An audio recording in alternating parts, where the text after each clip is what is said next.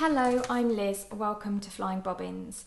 Today I'm going to show you how to make this really beautiful festive cushion cover.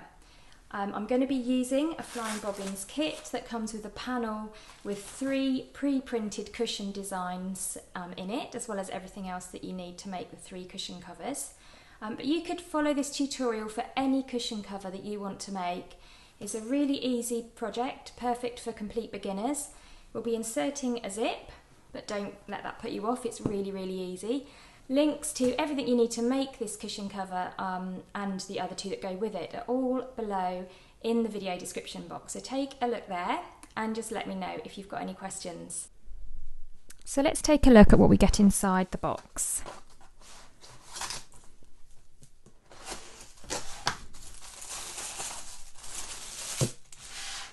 So you get your cushion panel with those 6 printed designs of cushion all printed onto the one piece of fabric. You get 3 zips, and these are just regular zips in lovely red colour to match, and a red matching thread. And there are 6 designs on this printed panel, so you've got back, front, back, front, back, front, making 3 cushions. If you wanted to make 6 cushions, you could buy yourself some plain red fabric, use those for the reverse side, and then you've got 6 cushions with a festive print on the front and a plain red or plain white fabric on the back you could use.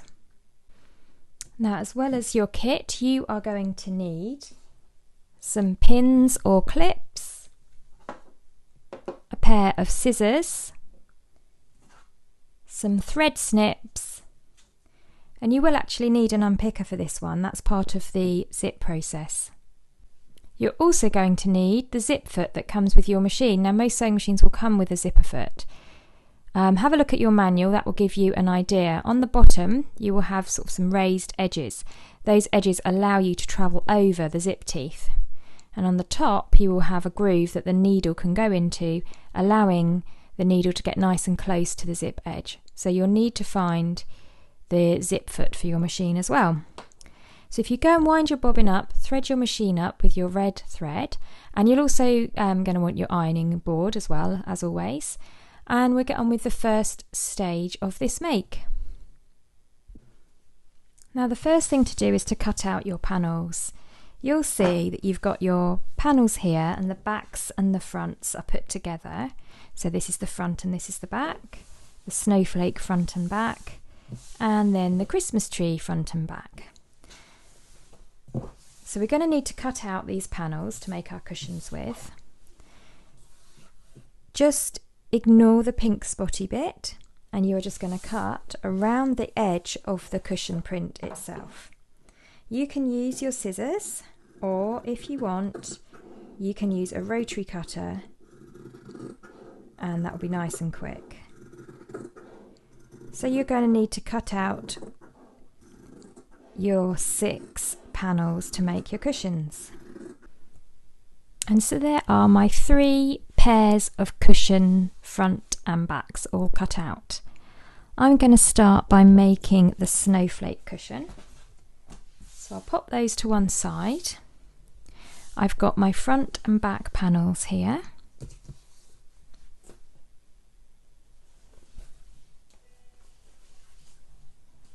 Before you start sewing, you may wish to just neaten the edges of your fabric panels to stop them from fraying as you're working with them, and also to give your cushion cover a bit of longevity and stop it from fraying on the inside. It's up to you how you do this. You can either sew your cushion cover together and then overlock or edge stitch the inside seam allowances together, or you can do it separately first of all, overlocking each separate panel and then putting them together.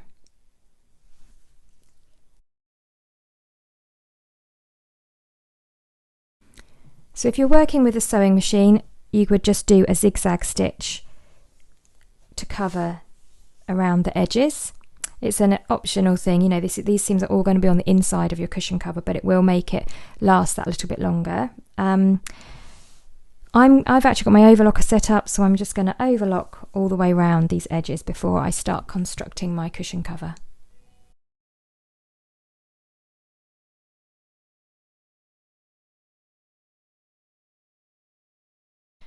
And what I need to do first is put those together, right sides together,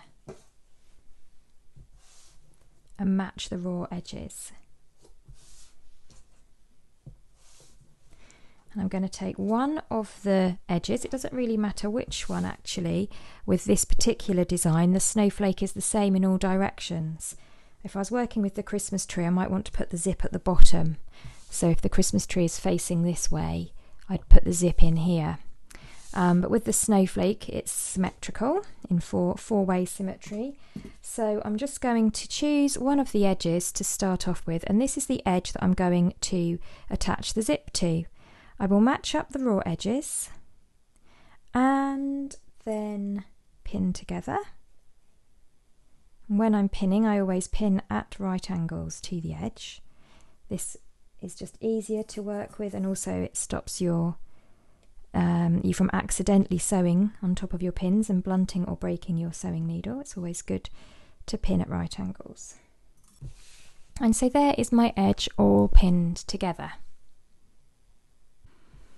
Okay, so I'm just going to get my zip and I'm going to offer that up to the edge there and centralise it so I've got roughly the same space on either side.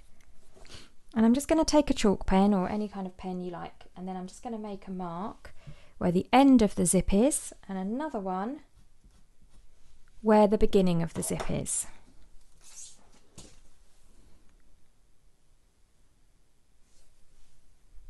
So I'm now ready to start sewing. I'm going to go over to my machine and I'm going to start at this edge here with a 1 centimetre seam allowance.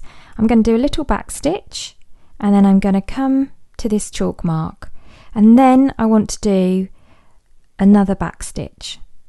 Then what I'm going to do is I'm going to increase my stitch length to the maximum possible stitch length, which in my machine I think is 4 or 5.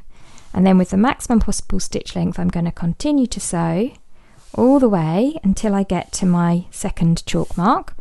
I'll do a little back stitch there, and then I'll put my machine back onto the normal stitch length for everyday sewing, which is about 2.5, and I will finish to the end and do a back stitch there.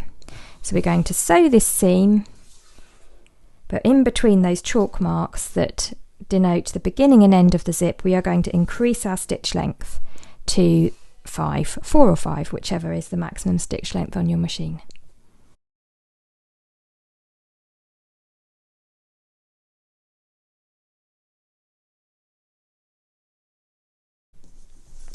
And I'm now ready to start sewing, so I'm going to line up my edge here with my 1 centimetre mark.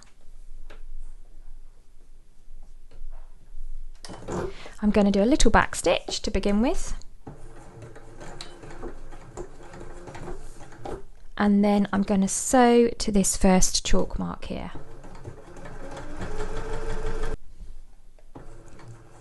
Once I get to that chalk mark, I'm going to do a few back stitches. And then I'm going to increase my stitch length. So all the way up to 5. Now when you increase your stitch length, you'll find that your sewing, it feels like a lot quicker, because with each stitch your machine is jogging forward more, so it feels like all of a sudden you're going rather quickly. But that's okay, just take your time. I'm keeping my eye here to make sure that I'm on my 1 centimetre seam allowance. Take my pins out as I go.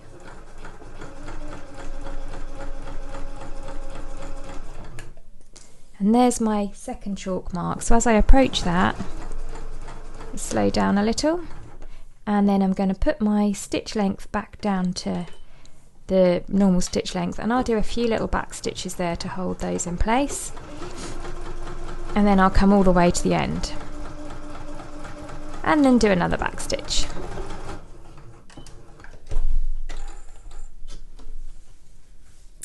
And there's that seam sewn, so you can see that back stitch is just there at the chalk mark, and then there's another back stitch at the other chalk mark there, and then those stitches in the middle are really long.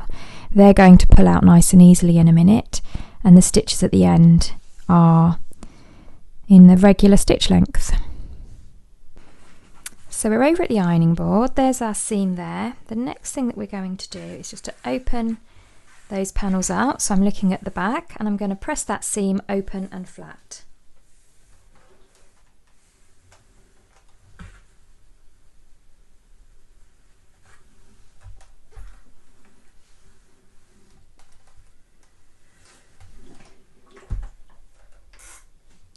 Okay, so once that's open and flat there, then I can get my zip. And what I'm going to do is, this is the right side of my zip here with the zip puller on it.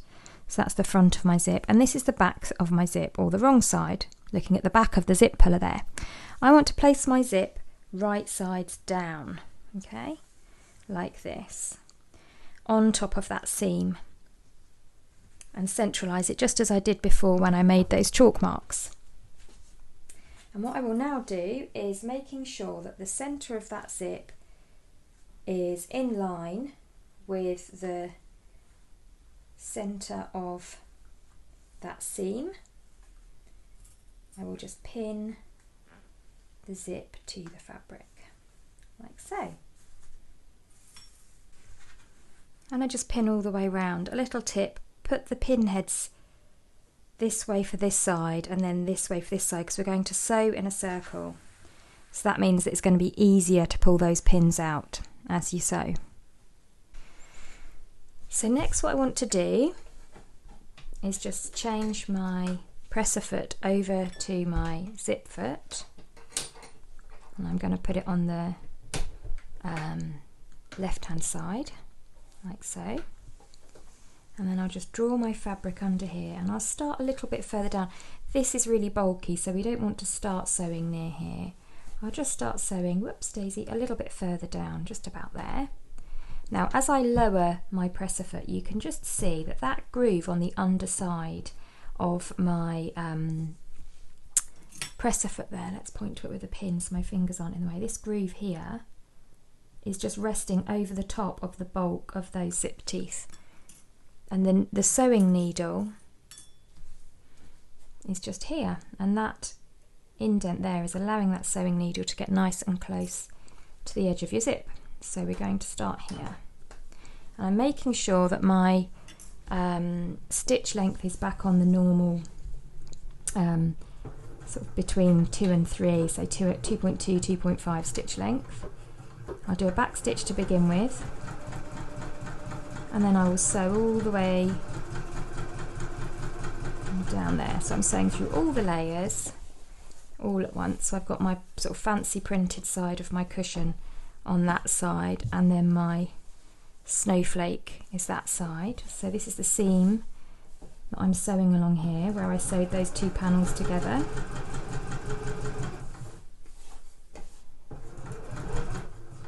Can take the pins out as I go.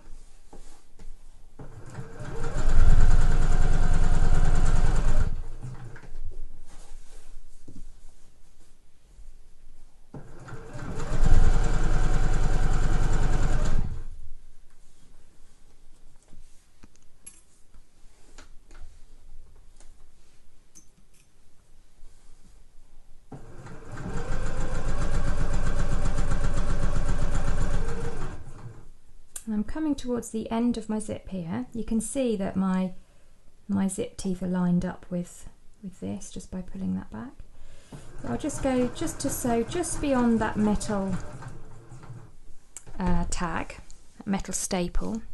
And what I'm going to do at this point is I'm going to make sure that my needle is well and truly down into my fabric before lifting up my presser foot, and that allows me to swivel everything round, and then I'll come back down here. And then at the end, I like to do a few stitches forward and back and forward again to make it really strong. Then what I'll do is, again, needle in down position, lift presser foot, swivel fabric, back down again. And I can now come back up the other side of my zip. So I'm basically sewing a big rectangle all the way around the edge of my zip.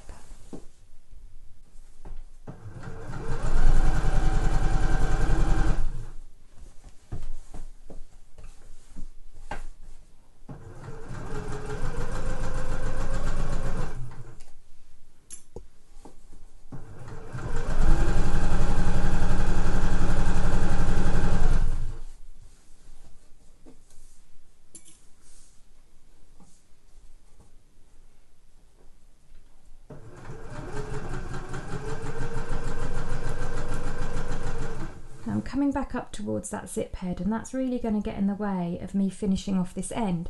So I'll come back to opposite where I started, and I'll just do a little back stitch there.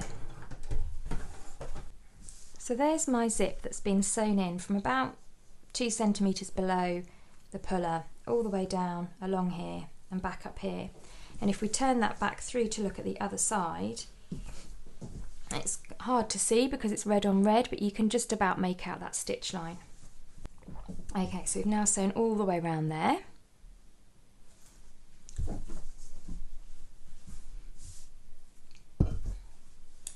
And what we're going to do now is we're going to carefully use our unpicker and just unpick those super duper long stitches that we did in between our notches, our chalk marks that we made. So when you unpick those stitches, you can see that zip peeping through, and as you go you can just pick out the little bits of thread. If you wanted to, you could always use, you know, swap out and change for different coloured thread for that bit where you've done longer stitches, you know, just to make it easier to pull them out, to see them. It's quite satisfying actually. When I come to the end, I don't want to, I can see my little bar tack that I sewed there at the end. I definitely don't want to undo that, so I'll just unpick the last few, and that will do, I think. So I can't see all the way to the end of my zip, but I'm absolutely fine with that because it's plenty long enough to open and close. There we go.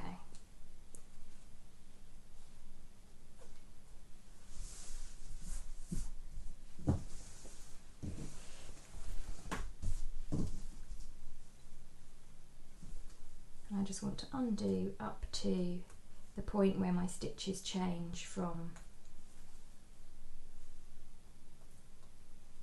long stitches to short stitches, and because I did that little back tack, it's very easy to feel where that point is, because all of a sudden where your stitches were very, very easy to unpick, they suddenly stop wanting to be unpicked. So there you go, there's that. Where I did the back stitches there, you can feel that it's very strong.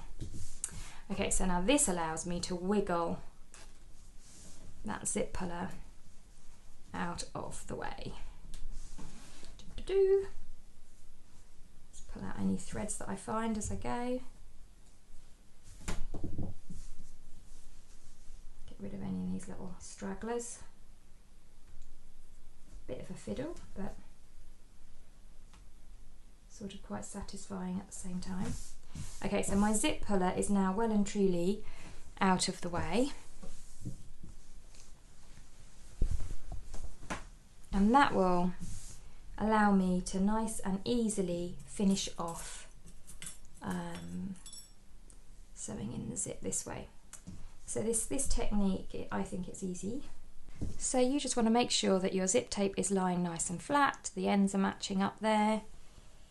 And we're just going to do this little bit now to finish off our zip insertion. So the last little bit of our tutorial here for the zip is so easy. We just put our foot back down there so that the zip teeth are just travelling beneath that channel in the zip foot. Get nice and close. And then I do a back stitch, come to just beyond the metal staples. Oops, sorry for knocking the camera there. I do try to get the camera as close as I can so that you can see what I'm doing. Okay, so then we're going to, just as before, needle down, lift foot, swivel round. I'll move that pin out of the way now, and then I'm just going to, making sure that these are held together, I'm just going to do a little forward and backward stitch. Make it nice and strong. And then I'm going to travel back down, whoops. And then I'm going to travel back down the other side.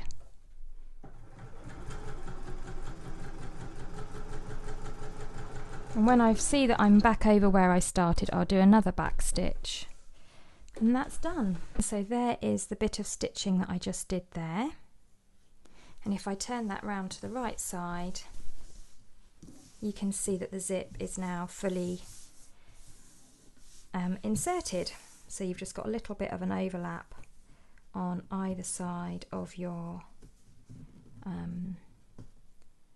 cushion where you folded back and pressed that seam allowance. You can just see the zip head there poking out. And that is the zip for your cushion. Seriously easy way to do it, I think. Okay, so there's my seam with my zip in it. All I want to do now is put the cushion back and front right sides together. I'm going to match the raw edges, pin it all the way round, and then I'm going to sew all the way round from here up here, and with a 1 centimetre seam allowance. Before I do so, life is going to be a whole lot easier if you leave your zip half open so that you have a space to turn it through.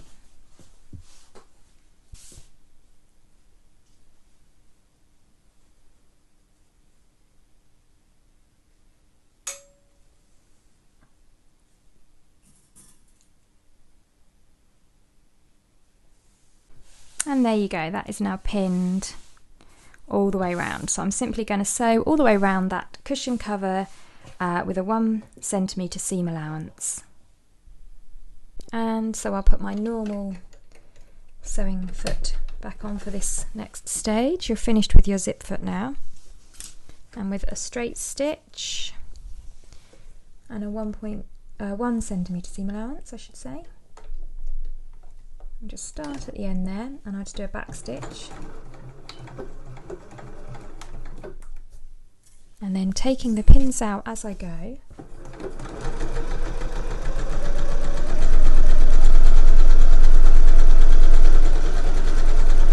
I will just sew all the way around the edge of the cushion cover.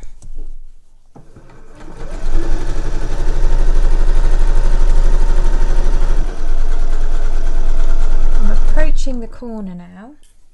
So as I approach the corner,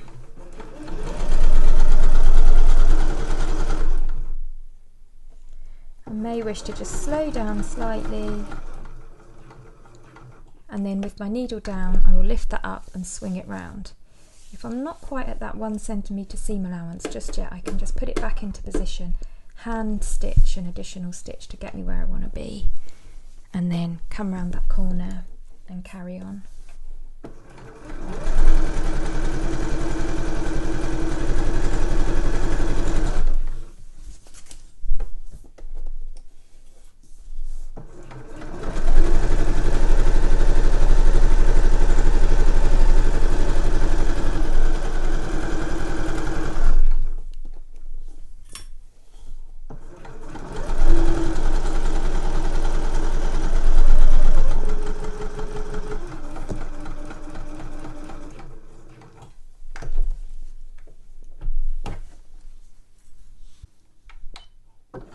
Little back stitch at the end and we're done.